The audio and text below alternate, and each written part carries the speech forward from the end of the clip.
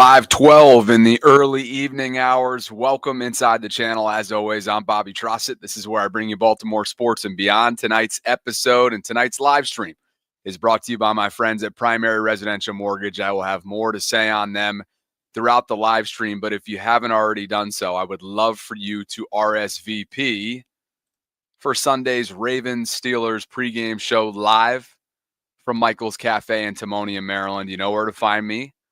Show starts at 11. The link is included as a pinned comment in the live chat. And I've been having a blast at Michael's for the away game pregame shows. And that'll continue on Sunday. So hope to see you guys out there. You can RSVP. It is for free. Raffles, cold drinks, brunch food, and an opportunity to join the show with me if you'd like to in person. As always, the pregame show can be consumed virtually as per usual. Here's what I have coming up over the course of tonight. Stephen A. Smith made a wild claim about how he says that Lamar Jackson's camp, to use his words, Lamar Jackson's camp, are chirping him and have chirped him via text about Lamar's MVP candidacy. Get into what that means exactly. NFL analyst Brian Baldinger, I want to take a look at a cryptic tweet that he posted within the last week or so about Roquan Smith. And we're also going to go into the film study in terms of why the middle part of the field in Baltimore has been such an issue for the Ravens. And it's been open for business for all the wrong reasons. Injury statuses ahead of Week 11. And, of course, this renewed rivalry between the Ravens and Steelers, which is set to kick off in Pittsburgh, the first of two in the regular season, coming up on Sunday at 1 o'clock. But first and foremost, this guy has been exceptional. Look at what he has done against teams with a winning record since 2023. That, to me, is the ultimate testament to your MVP candidacy. He ranks first in quarterback wins against those teams with a winning record. 11 to be exact. He ranks first in passing yards per attempt with 10.5. He ranks first with 27 total passing touchdowns and just 4 interceptions. He ranks first in passer rating with 131.8 score. And he ranks first in offensive touchdowns with 31. Okay, this is NFL rankings among quarterbacks with 4 such starts.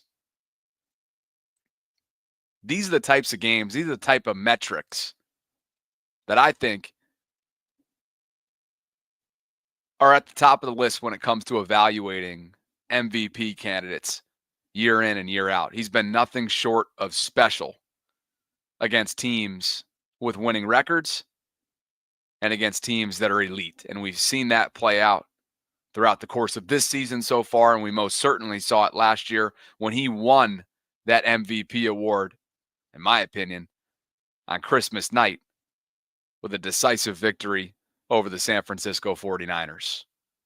What is well documented, and I'm not breaking any news by saying this, since becoming the Ravens' full-time starter in the second half of 2018, Lamar's only played in 4 of the last 10 matchups against the rival Steelers. Again, we know why. Some of this has been COVID-related. Some of this has been injury-related. And as a result, Pittsburgh, over that span, outside of Lamar, has seen RG3, Trace McSorley, Tyler Huntley, and yes, even Anthony Brown. And as this piece goes on to write, Jackson against Pittsburgh hasn't translated into success either. The Ravens have only won 1 of the 4 games that he started. Lamar is 1-3 thus far, albeit a small sample size, but 1-3 against the Steelers. He's completed 77 of 131 passing attempts for a completion percentage of 59, 858 yards, 4 touchdowns, and 7 picks in 4 games. He's at a quarterback rating under 80.1 in all 4 of those starts, and his 66.8 career rating against Pittsburgh is his lowest against any opponent. Mike Tomlin and company have played Lamar very well when they've had the opportunity to do so.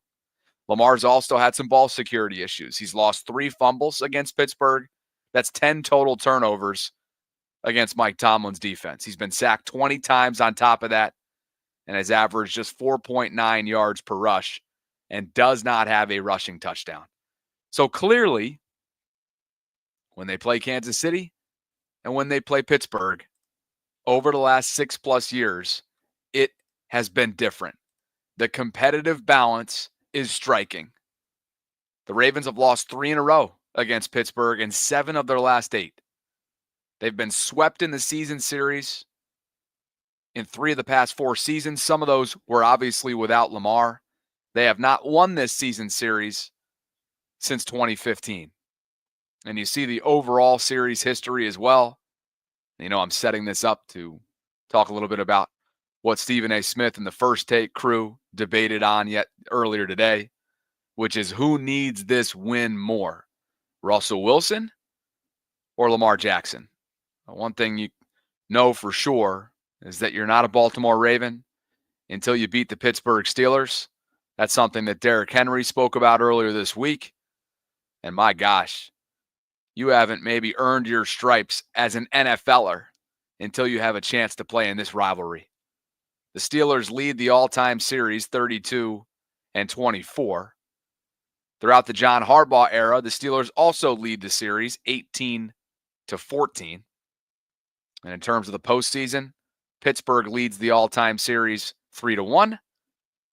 And they also, throughout the John Harbaugh era, lead that as well 2-1. So yes, Pittsburgh all-time has the Ravens number, and they certainly have had the Ravens number in recent years. I get the sense that this year feels a little bit different.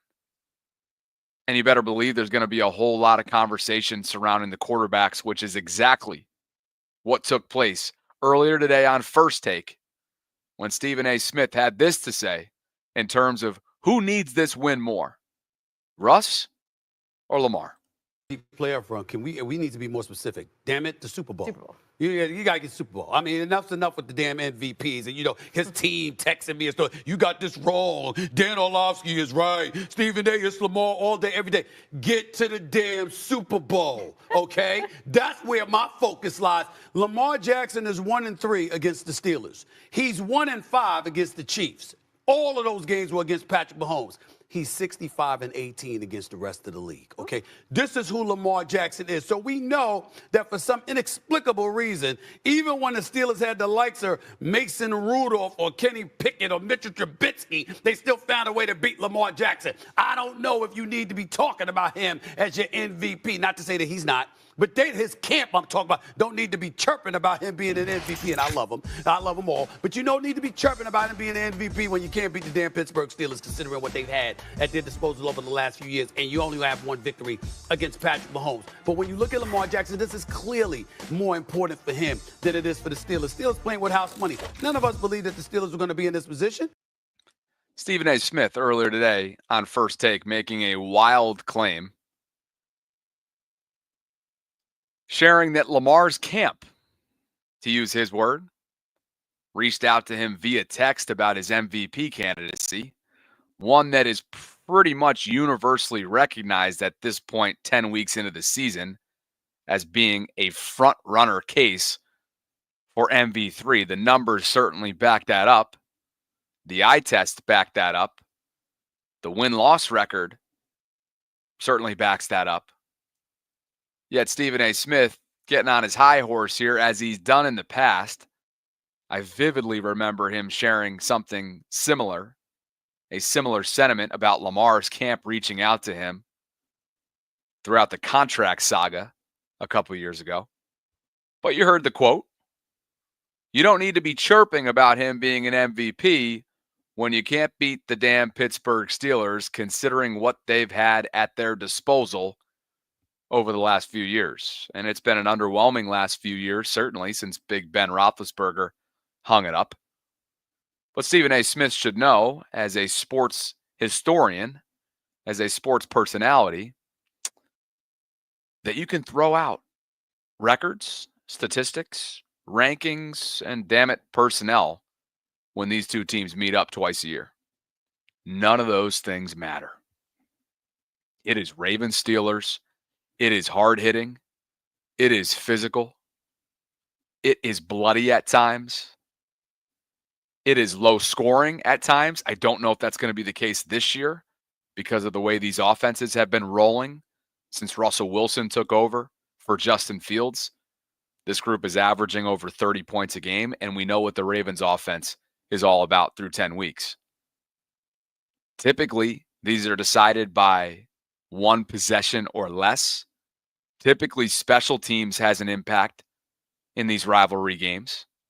And obviously, ball security has to come at a premium. And so I don't buy this thought, this narrative that Lamar Jackson's legacy will be tainted if he doesn't turn around the win-loss record against the Pittsburgh Steelers. This is what rivalry games are all about.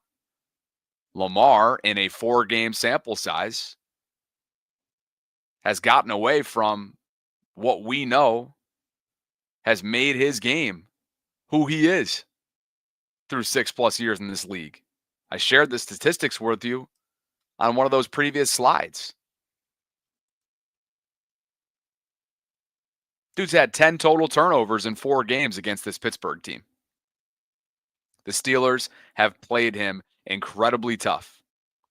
And aside from the Kansas City Chiefs, no other team in this league has had Lamar's number.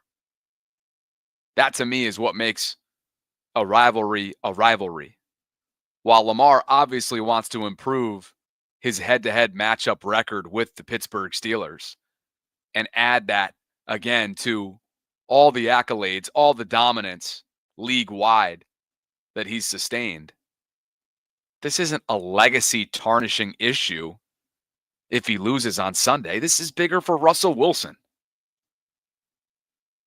Stephen A. Smith, again, the argument here, the debate topic earlier this morning on First Take was as follows. Who needs this win more on Sunday? Russell Wilson or Lamar Jackson? For those who are screaming from the rooftops, Lamar Jackson, why? Will you ever be satisfied with what he does on a weekly basis? With what he provides for this Ravens team collectively, not just this offense, the way he carries week in and week out this team collectively in all 3 phases. Will you ever be satisfied? Russell Wilson needs this win more because while he's 3-0 since taking over for Justin Fields, and while he is a Super Bowl winning quarterback, since leaving Seattle, it's been a tumultuous run for Russell Wilson. He's got to prove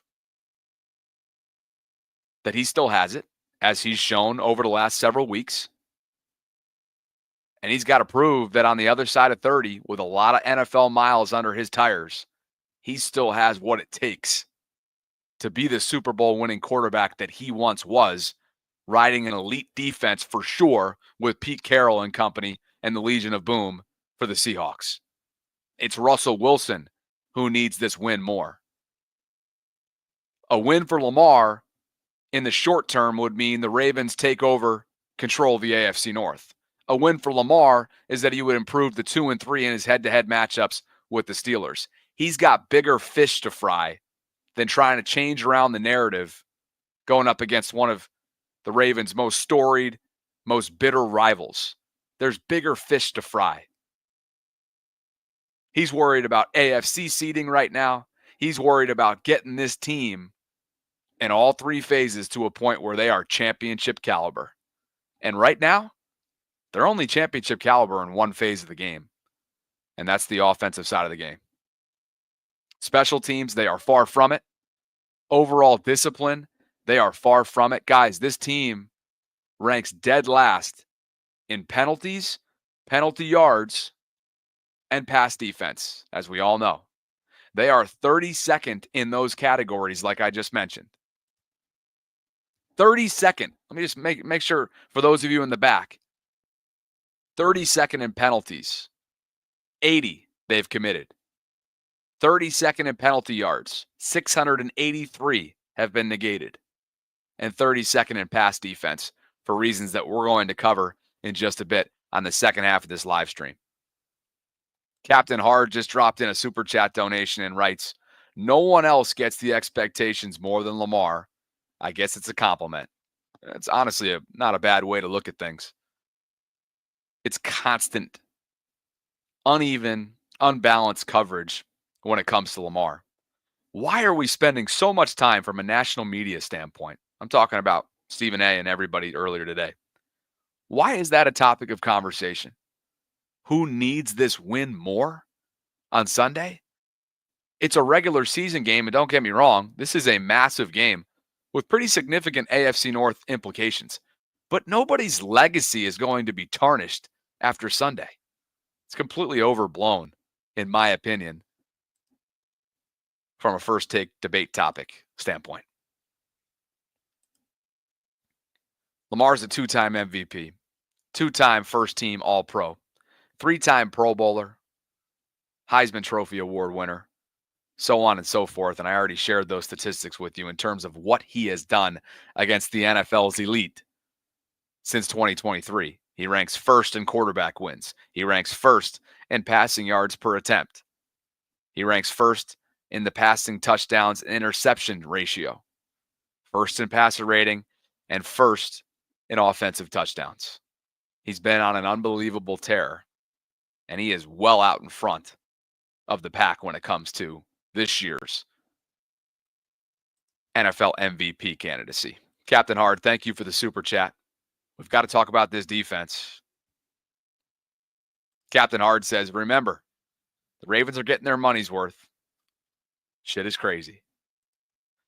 Thank you guys for being here. Over 900 of you joining me concurrently. If you're in the Twitter space, I would love for you to come over and hang with me on YouTube. Like the video, subscribe to the channel if you haven't already done so, and hit that notification bell so you can be notified of when we're dropping daily live content here inside the channel. And Emil, you are absolutely right. Dropped passes were an issue for the Ravens, wide receivers for the Ravens pass catchers a year ago, which led to a disappointing loss against the Pittsburgh Steelers. You have to value the ball. You have to haul in the ball. And maybe, just maybe, you need a little bit of luck on special teams. That's what history suggests when it comes to this rivalry.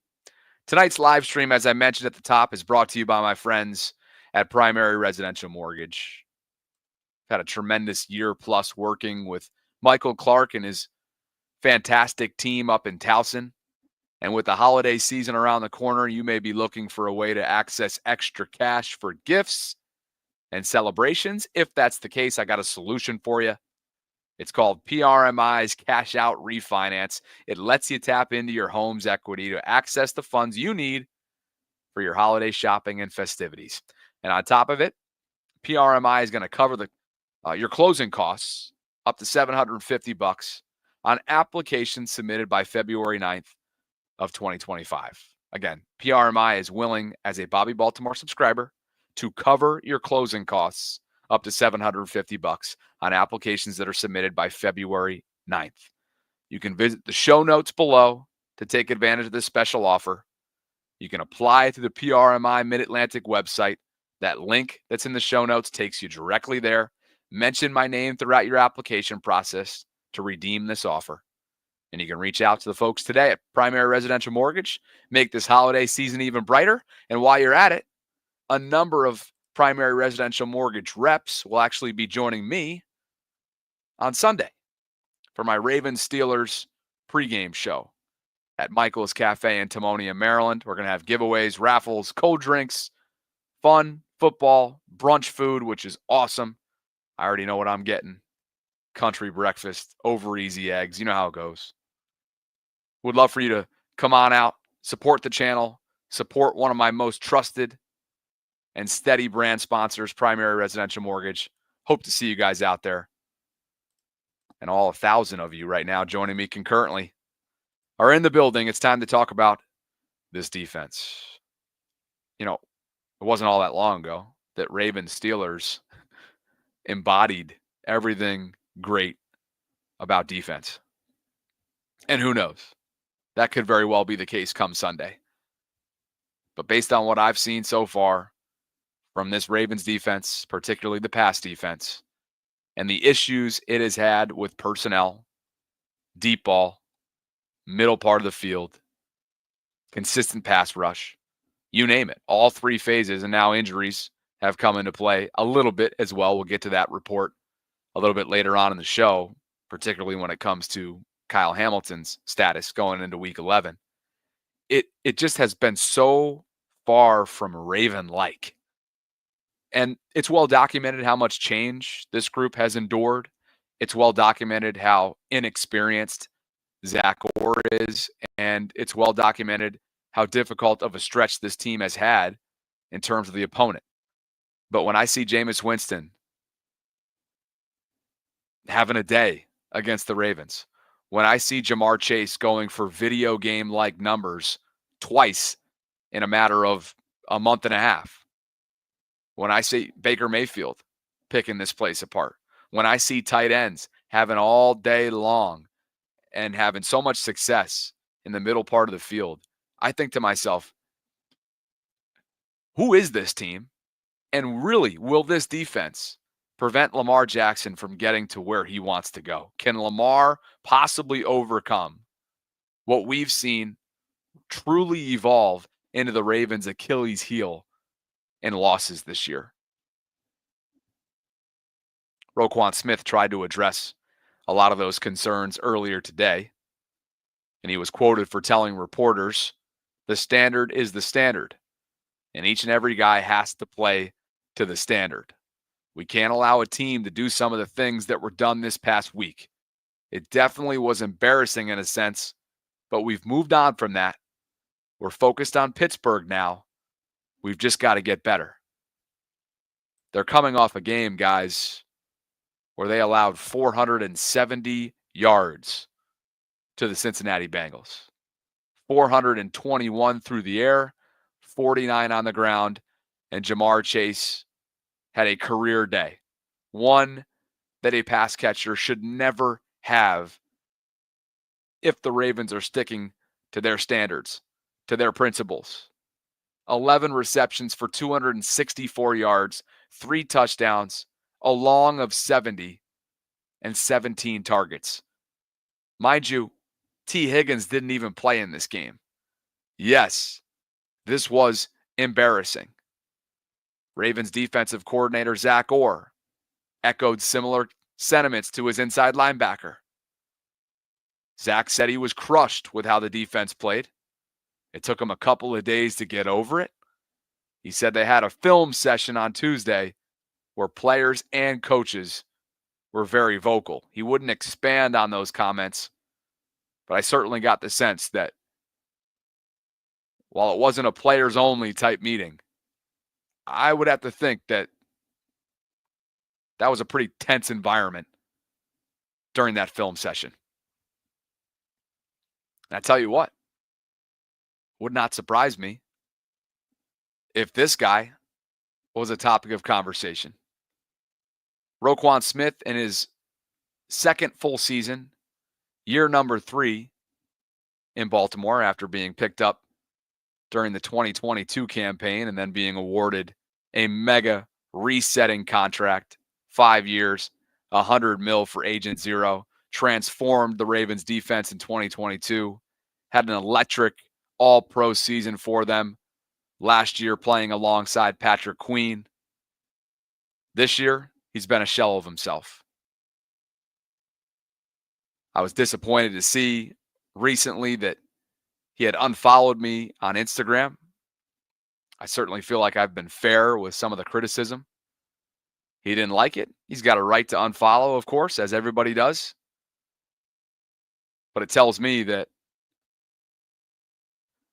he's seeing a lot of this. He's seeing a lot of these criticisms. He's seeing some of the noise that's out there right now, and he doesn't like it. Or Brian Baldinger put up a piece recently, as he always does so incredibly well on social media, his Baldy breakdowns. And DJ here on X reached out to him and said, and he's a member of the Ravens flock community. And he said, hey, Baldy, can you do a video on Roquan? He's just lost out there in coverage. And this is the leader of our defense. We need help figuring this out. Well, you see Baldy there in the bottom responded to DJ. And he said, I agree and can't figure out what's wrong. I have an opinion, but it's better to keep to myself. Sort of a cryptic way, respectful, don't get me wrong, but a cryptic way of leaving it up in the air in terms of what is going on with Roquan Smith. He's been a step behind. Some have commented on his figure, his physique. What I've noticed, while the intensity pregame is still there, and the tone-setting media sessions are certainly still there, and the physicality is still there in the run game, underneath pass coverage, he's been a liability. It's the hard truth. Listen to the guys at ESPN talk in depth from a film studies perspective, not just about Roquan, but about this entire defense as a whole and what's gone wrong for Baltimore in recent weeks. Defense is the defense you want to get after. Yeah. I mean, this is not a defense that can win the Super Bowl. It's just not. And I think that's the thing that if you're Baltimore, are you going to play George Pickens one-on-one and then get after them in that capacity? That's what I'm going to be watching. J-Mac, you have tape on just how much the struggles have been of that Ravens defense. Yeah, they look like they don't know what they're doing when they're dropping in zone coverage, as if they haven't kind of gone over it. Right here, this is cover 6 they're playing, which all this is you're playing cover 2 to the top side. You're going to look at these guys. You have 2 guys in that area. The inside backer has to stay inside for the in cut. They're both running to the flat, opens it up. That's an easy completion right there for Joe Burrow. This is week after week. Right here, cover 3. Both your corners on the outside, they have the deep part of the field in their area. And then you have a safety in the middle of the field and 4 underneath droppers. So it's so important for these guys to be on the string. And Roquan Smith right there is just drifting away. He's not looking at the quarterback breaking down. That opens up that lane for Jamar Chase to catch the ball. There's somebody tackle him. There's no way a guy should catch the ball and just run through the defense. This is something I think they're going to have to do. Just play man-to-man and lock up everybody. This is a key 4th down. There is nowhere for Joe Burrow to go with this ball. People say, well, why is he throwing the ball deep? Because nobody is open. Their defense, their pass defense, has to step up and play better.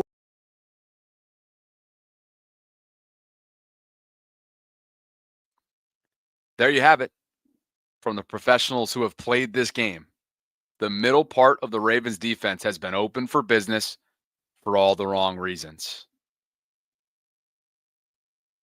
Maybe, just maybe, why Baldy is saying, look, I agree, and I can't figure out what's wrong. I have an opinion, but it's better to keep to myself. I don't know what he's getting at there. What I do know is that this fan base is not the only one, not the only ones who have commented on Roquan Smith.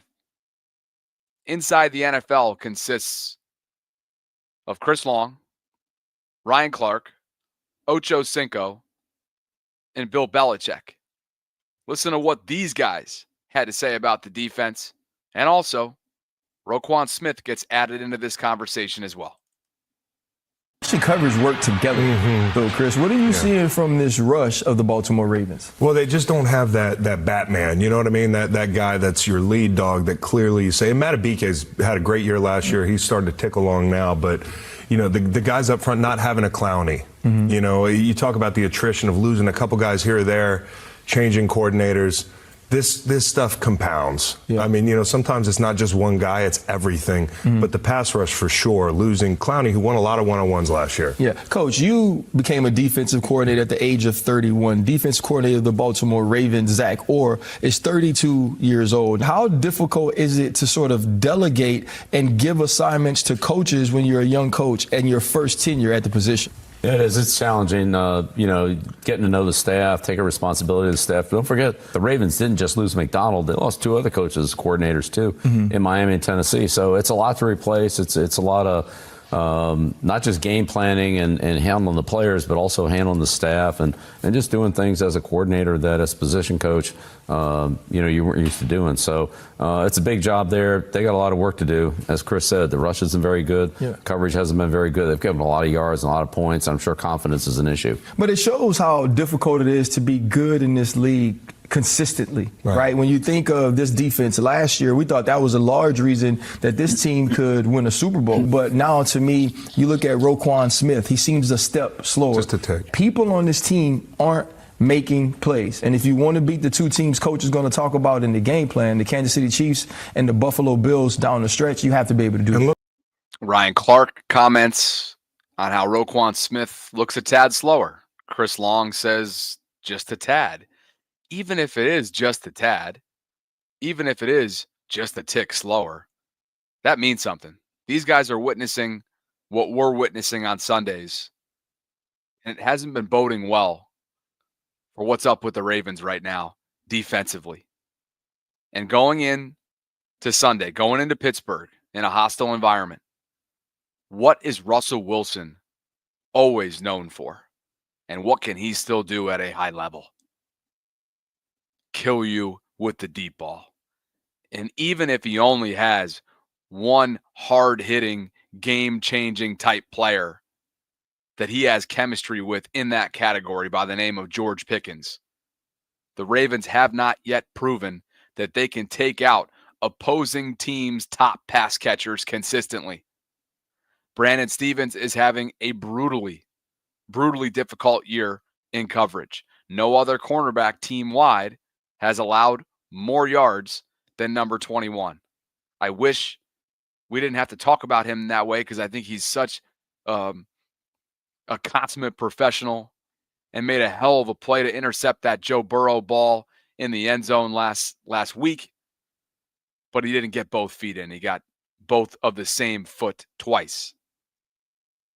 And so whether it's been Brandon Stevens, whether it's been Eddie Jackson before he was benched, whether it's been Marcus Williams, collectively, even if it is just a handful of plays every single week,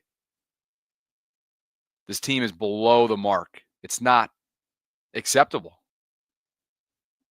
And you guys can say, Bobby, stop being so negative. Bobby, stop being such a pessimist. Look, I view it as an objective view of what could very well be the sole reason what keeps Lamar Jackson away from a Lombardi this year. They have a championship caliber offense. There's no question, no ifs, ands, or buts about it. I have questions in January whether or not Lamar has the tools to overcome what's happening with this defense right now on the back end and the inconsistent pass rush that they've been getting. They're coming off their best pass rush game so far this season with 40 overall pressures. Got to Joe Burrow early and often. Hopefully they continue to stack those types of games and build off of it. But when the going gets tough and January is elite and the postseason is around, will Lamar be able to overcome what this defense has been putting out on tape, assuming that they can't transform themselves in a month and a half? The jury's still out. I'm sorry, the jury is still out on whether or not that's the case. As far as health going into the weekend, Kyle Hamilton, very encouraging news here, and Kyle Van Noy were both back at practice. Jeff Zrebiec noted that Kyle Hamilton looked pretty good moving around. And at the time of this tweet, they were very, very healthy in terms of all 53 players. And then the injury report came out. Arthur Maulet was seen in the locker room with a boot on his foot. He had a calf issue come up. He was limited. That'll be a bummer for Arthur, who, of course, I think is a high-impact player, particularly when it comes to this rivalry, knowing that he spent 2021 and 2022 in Pittsburgh. Van Noy, Urban, likely and Armour Davis were all full participants. Lamar did pop up as a not injury-related designation, rest/knee. He was limited. Travis Jones was limited with an ankle that's been bothering him for what feels like weeks now. But this Mollett one is one to watch. Gianna Hahn of the Baltimore Banner noted that he was in good spirits yesterday, but was in a walking boot today and much more subdued. We all know he recently came back from arthroscopic knee surgery that he underwent at the end of the summer. He's been back for 3 games. And yes, this is indeed a rematch and a reuniting against his former team. This will be one to watch. I felt like Arthur's return, assuming that he can't go on Sunday, I thought his return a few weeks ago would be a big boost to this defense. Truth be told, I'm guessing he's probably still getting his legs from underneath him and fully acclimated coming back from that arthroscopic knee procedure. But this dude's an old school player. Nickel corner, hard-hitting blitzer, somebody that can play the slot for you effectively, understands the AFC North football. He's an experienced veteran, as you watched in Ravens Wired, if you did last night. He's a dynamic personality, somebody that Ravens could really, really use down the stretch. Hopefully he'll be all right.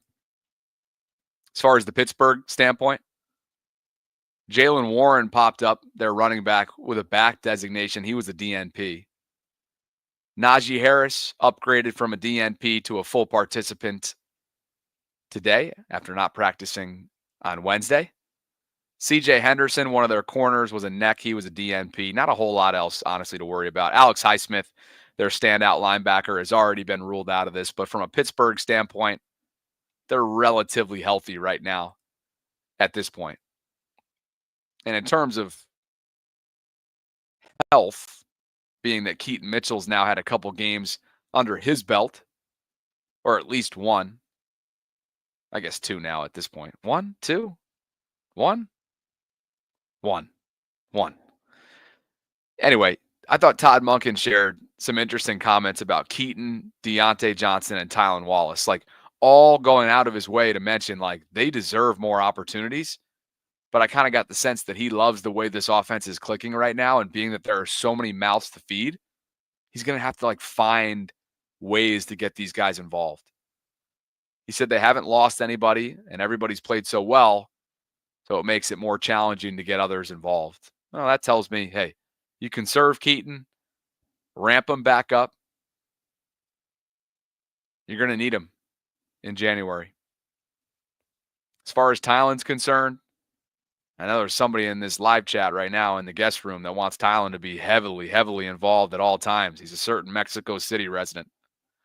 We'll talk about that in a couple minutes because Tylan is having a nice little season, particularly when it comes to his special teams role, as he's always been that unsung guy. But to see him get involved the way that he did on Thursday night, 3 receptions for 115 yards, an electric touchdown down the left-hand sideline, feels awesome for him.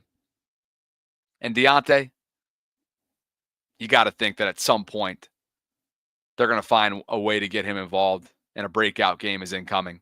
I don't know if it's going to be storybook this weekend against his former team per se, but look for him to get some touches, and maybe, just maybe, after a while, start to eat away at Nelson Aguilar's touches. I think that would make most sense to me. Guest lines are open. It's a packed show tonight. We've got over 1,200 of you joining me concurrently. I think a lot of people are in the Twitter sphere right now. 881 on Twitter, just over 370 on YouTube. Goes without saying, it really helps me out immensely if those of you in the Twitter space would consider popping over to YouTube. I appreciate you guys. One more super chat as well. Massey says, has Stephen A. Smith ever been sued? This man is a paid troll. Sick of hearing about him and ESPN. And I see we have some bots that are joining us tonight in the live chat. Time to ban their asses real quick. Dudes in their Russian basements with their mothers. To the guest lines we go. I appreciate you guys for being with me tonight.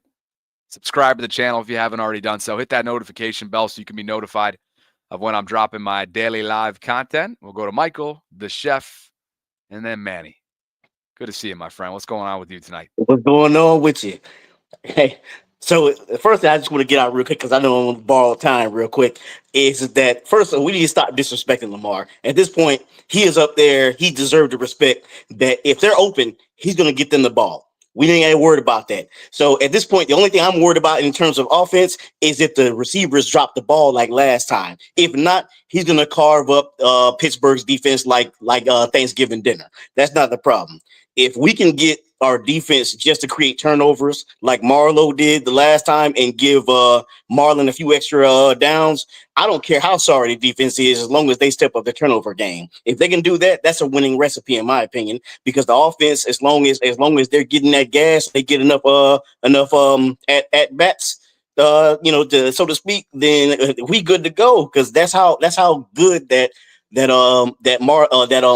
Lamar is performing right now in the whole offense.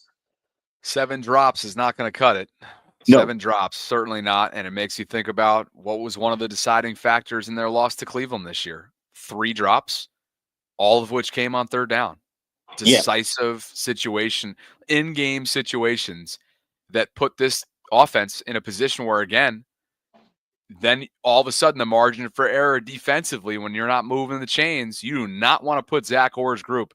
They cannot carry the load this year. That's the reality. And unfortunately, it's put Lamar and company, which is why really it makes what they're doing that much more special, that they've been living in a world where the margin for error is so razor thin. Think about that. Like, they've been executing at an all-world level, of course, at an MVP level as well, fully knowing that if they don't put up 30 week in and week out, you're probably not going to walk away victorious.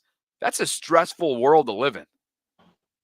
If we had somebody like a Marcus Peters this year, we'd be eating right now, because as much times as they throw the same route over and over, somebody like a Marcus Peters will jump it at some point. And Marlowe finally did that two games ago, and then he just punked it out the last game. But yeah, I think 2 things could be the difference come Sunday. Here are my 2. Turnover battle, got to win the turnover battle, to your point. And 2, got to get a bounce or a little luck in the special teams category. Those 2 things right there, I think, decide Ravens Steelers. Yeah. Well, to be honest with you, and I'll just leave it at this: head to head, I don't respect the way their offense is performing right now. That's what I'm saying. It's all we need is 1 turnover right now, because I think our line matches well with theirs, because Stanley is performing very well, and if we can double team Watts and get the ball off, they ain't got nothing for us after that. Michael, thanks for the call, brother. Yep. Catch up with you soon. I don't know. I think I respect the offense in terms of statistically. When Russ took over 3 weeks ago, since then, they've been averaging over 30 points. What I maybe am still not sold on is the wins. And what I mean by that is the strength of schedule throughout their wins. Pittsburgh has beaten the following teams so far this year: Atlanta, Denver, Chargers, Vegas, both New York's back-to-back weeks, and the Commanders. I view that as 2 quality wins. It may not be 2 playoff teams. I would think they maybe have beaten 3 playoff teams. I'll throw Denver in there as well, because I think Sean Payton's going to snag a wild card. But to me, the Chargers and the Commanders, not elite upper echelon wins, but playoff team wins. And so that's 2 of their 6. I'm not yet sold on what the Steelers are this year, particularly given the strength of schedule down this second half stretch. Guys, and Chef, I'm coming to you in a second here. Right now, they're about to go on a stretch over the next month where they play 4 straight weeks of in-division games. They host Baltimore. They go on the road back-to-back weeks at Cleveland, at Cincinnati. They then host Cleveland. They play the Browns twice within 3 weeks. Now, you might be out there saying, oh, those are get-right games. Not so fast. Still prideful guys. From there, They go on the road to Philly. They then, 4 days before Christmas, go on the road here in Baltimore. They then host Kansas City and finish it off home against Cincinnati. So in other words, 1, 2, 3, 4, 5, 6, 7, 8.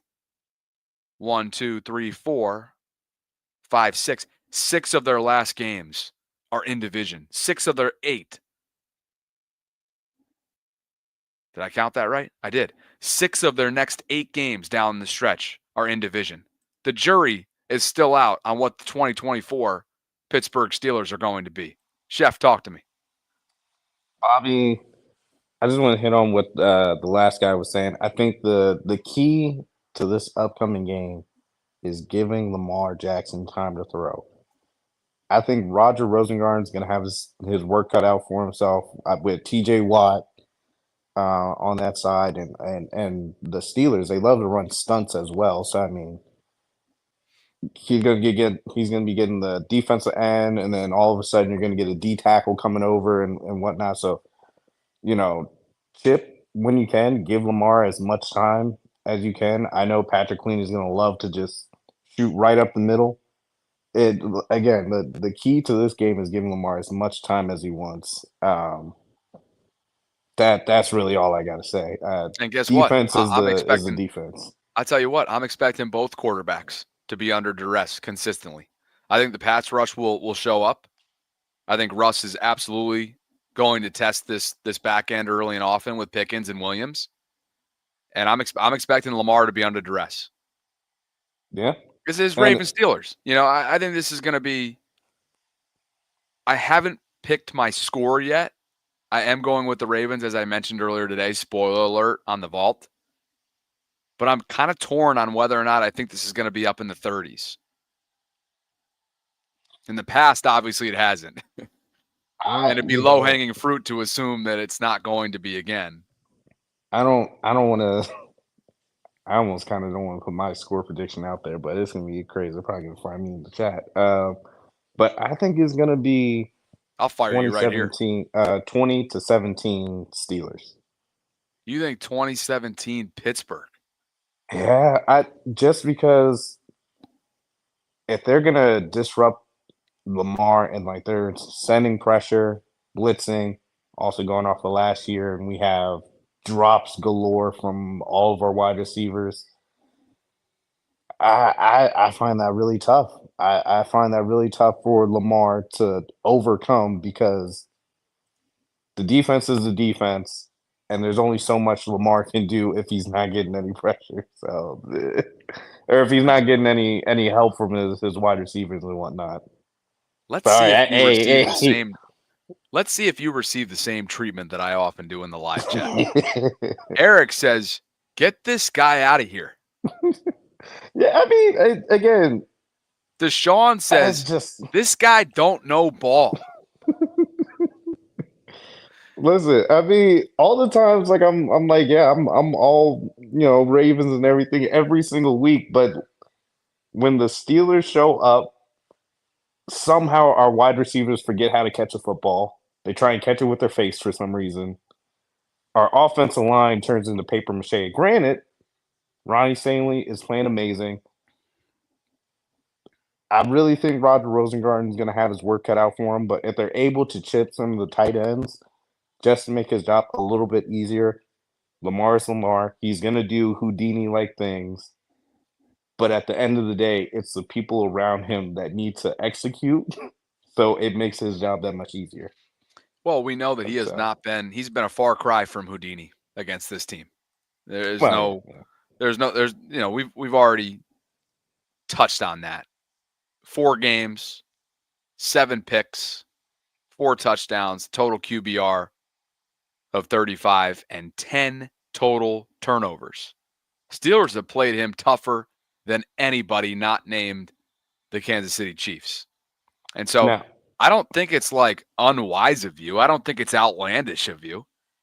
I'll probably go with a series split, meaning the second time they play, depending on what's happening at that point in time. I'll probably go, I think it's December 21st, I said. So over a month from now. There's a lot of football to be played in terms of health-wise and stacking games and whatnot. But I think I'm kind of leaning towards in real time here, and I'll make my final prediction tomorrow. First team to 30 wins, I think I'm going to go with. So you and I have different views of how this is going to shake out, but I'm totally with you in terms of will you buy Lamar time? And when they have gone up against elite pass rushers this year, Chef, the answer to that question has been no. I just can't shake the feeling that it's going to be a low-scoring game. I know what the offense has done throughout literally week 1 all the way up to last week. I feel like it's going to be low-scoring because, as I said before, somewhere in that closet is that ugly Ravens loss where you're just like, what happened? We're clicking on all cylinders. They've already had that, though. They've had that. Bobby, it shows up multiple times a year. It's let it not be known, just a one thing. Let it be known, please, that I'm actually pushing for optimism right now. Can we like stick a freaking pin in this part of the conversation and revisit it with Sarah down the line? This is big time optimism from your boy over here. Acknowledge this, please. I absolutely hope I'm wrong because I work with Ravens people in my office. I hope I'm wrong so I can go gloat and celebrate and do victory laps and cartwheels all throughout the office. That's all I'm saying. I do hope that the Steelers try and do what the Bengals did and just sell out to stop Derrick Henry. That way Lamar can throw for like 350 or even 400 to even get a Jackson 5. Hell, why not break an NFL record? Why not throw for 8 touchdowns, actually? Just beat Peyton Manning. But yeah, I mean, at the end of the day, I don't make the game plan. I'm a guy at the end of the bar, so we'll see.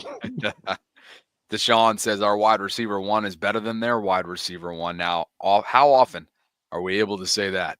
Not all that often. But are you taking Zay over Pickens? I think there's an argument to be had there. I would take Zay over Pickens. Would you? I would take Zay over Pickens. I know Pickens is that, big body wide receiver, outside the numbers, throw the ball, he'll catch it. He makes some ridiculous catches and stuff. But it's also, in terms of effort, it feels like Zay doesn't take any plays off. Look, whether Todd Monken calls a run or a screen that's not going to go to him, he doesn't take any plays off. And he plays. He does everything that he can to fight for extra yards and whatnot. And with Pickens, I know you saw it. I think Russell threw an interception, and then he tried to suplex the DB or whatever when he had a clear shot to tackle the guy. I don't know. I can't really get behind him. Well, there's a whole lot of off-field stuff that comes with him, and he can be a handful. There's no question about that. And, hey, from a statistical standpoint, Zay Flowers, last time I checked, and he still is, I just pulled it up, is a top 5 receiving wide receiver right now, 688 receiving yards. Jamar Chase, of course, leads the way by a comfortable margin in Cincinnati with 981. Pickens on the other side has 639 yards receiving, 40 catches. Zay has him beat in both categories so far, a little bit in the receiving yards and by 10 in receptions. I think I got to go with Pickens. If I put the antics and all that bullshit aside and solely based on ability, and again, this is no knock on Zay whatsoever. Everything you just scouted him on and evaluated and mentioned, I'm totally with you. And I think he has the heart of a freaking lion. But solely based on ability and wide receiver 1 tendencies, I'll go with Pickens. I got to get down to Mexico City, my friend. Good to talk to you, brother. Right. As always. Manny, what's your prediction tonight, my friend? And what you got going on down there? Well, I got my situational predictions. Oh, here we go again. Here we go, guys. The situational predictions, always my favorite time of the week. Hey, Bobby, so if this happens, okay, if they're down at the half, here's what I think the ultimate final score is going to be. But if Lamar doesn't throw for 300 yards, I'm going to go with this one. All right, what you got for us this time, Manny? What you got for us? Before my predictions, because I saw the last time that I was live that, hey, why put Darius Washington on the linebacker position? Well, it's because of one thing. Consider him a player prototype. Well, not prototype. How to put it? It's a demo of what we could expect when Kyle Hamilton is back, fully healthy. because then you can move Ardarius back to the strong safety position, and then you can put in the rookies to getting the experience. I mean, Hamilton would have the range, and he has the body and dog in him to cover tight ends. So just clearing that out. Okay. And we all know I want Thailand over Nelly. So boy, do we know that. You don't even know Deontay's on the team. That's how much you want that guy to be a part of it, don't you? Hey, when Rashad was dropping balls, I wanted Thailand over Rashad. So that tells you. Okay, here's the thing. Either it's going to be a defensive battle just because, pride on the defense of Baltimore, or literally Lamar's going to carve them off because that defense of the Pittsburgh Steelers, it just depended on TJ Watt. You neutralize TJ Watt, you know what? Well, no Alex Highsmith, so that's an advantage for the Ravens, but this defense. This defense is going to come coming. They're coming with all sorts of pressure in all angles. You got Cam Hayward, who's playing at an All-Pro level. You got T.J. Watt, who is a perennial candidate for Defensive Player of the Year. They got dogs that are going to be coming at Lamar. I expect him to be under duress. Yeah, I expect it to be either 20-17 Ravens, or option one. That's option one, guys. That's option one. It's option one, or they're game planning for Deontay Johnson to have full revenge on Pittsburgh. Hey, and that's going to be a 30-18. And you know what? I wouldn't be mad if they carve a plan for Deontay to actually destroy the Steelers, through 2 touchdowns or at least 1 touchdown, but, passing yards. Because, Deontay was in a shitty situation down in Pittsburgh because literally there was no discipline from Tomlin, and the team was just, I don't know how they hold up together that season. Well, you make me think about what Todd is throwing out there earlier today. Todd Monken said that, Deontay, Thailand, Keaton, he put them all in the same bucket of like, these guys really deserve opportunities, but at the same time, they are really healthy in those categories at those position groups. And I get the sense that he likes what they're doing. Now, is this a smokescreen? Like, is this going to be a Deontay game for the ages, revenge game? Like, I just can't quite see that. Lamar has talked about their instant chemistry, so to speak, since he came in just a couple weeks ago. But a connection. But I would continue to temper expectations when it comes to Deontay. Look, I think it's such a luxury to have him. But I think they're so keen on keeping a certain level of rhythm and flow when it comes to snap distribution and overall involvement of some of their pass catchers that I think they're going to be really, really careful easing him in. And then if he can become, a boost for their return specialist game first and foremost, then from there, maybe he starts to build off of it. Or I could be completely wrong, and we have a Deontay Johnson freaking revenge game for the ages on deck coming up on Sunday against his former team. Now, that would be highly entertaining. Situational. You're right. You're right. And speaking of situational, I want to share this. All right. Tre'Davious White is one of the 2 acquisitions pre-trade deadline that we discussed at length within the last couple of weeks. Tre'Davious is a corner. We know that Tre'Davious is 13 months removed from a torn Achilles, began his career in Buffalo, spent the first couple months of this season with the Rams. The statistics show you and tell you one story, and maybe the coaching staff telling you another because of what they have right now at the cornerback position. Listen to Zach Orr earlier today. Talk about Tre'Davious, and I'm going to tell you what I think, kind of what I was getting at earlier in the week in terms of potential personnel changes that could be on deck. He's done a good job. I mean, honestly, I've been surprised how fast he's picked up the playbook and the language and the terminology. I mean, obviously he's been an all-pro player. He's been a savvy player, a smart player. We've known that about him for a long time. But I was real impressed with him. He came in Monday maybe and got in with our DB coaches and grinded out the playbook, and he's come out here and done a good day of practice. Like, I think every day of practice he's gotten better and better. So, like, today was real good. So, we'll see Sunday. I have full confidence in him if he has to go out there and play good ball for us. Do not be surprised. Do not be surprised, Manny, if Tre'Davious White ends up sort of overnight starting to have a pretty big significant role for this Ravens defense. I got two opinions on it. It's one, he sees this as the opportunity to get back on track, NFL career-wise. And second is he's hungry to prove not only doubters but himself that he is 100% back. Because I think that's one of the things that we actually don't take into account, us fans, is that, hey, they're not just doing it for the media to shut them out, but it's their doubts within themselves, to prove themselves, hey, I got this. Well, time will tell, my friends. I appreciate you for popping by. Give us your other situational prediction on the way out. Yeah. Number 3. Number 3. If it's number 3 of many more to come, I'm sure, as he thinks about it more and more and more. Yeah. Well, the first one is, a close shootout. I said, what was it? You said the first 24? Was 2017. Yeah. 2017. Then the other one was if it's a Deontay Johnson revenge game, 30-18. But if it's like we are accustomed to on the old days, 17-14.